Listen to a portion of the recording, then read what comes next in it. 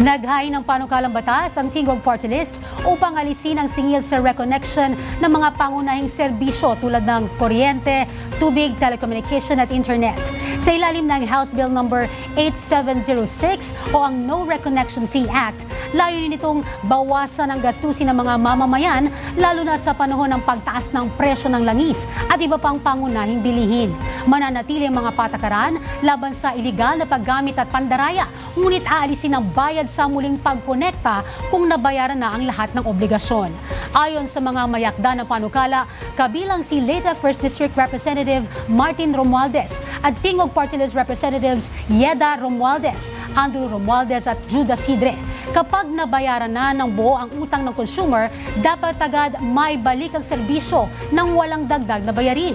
Ipinaliwanag naman ni Representative Asidre na ang dagdag na singil sa reconnection ay nagiging pabigat pa sa mga pamilyang hirap na sa gastusin.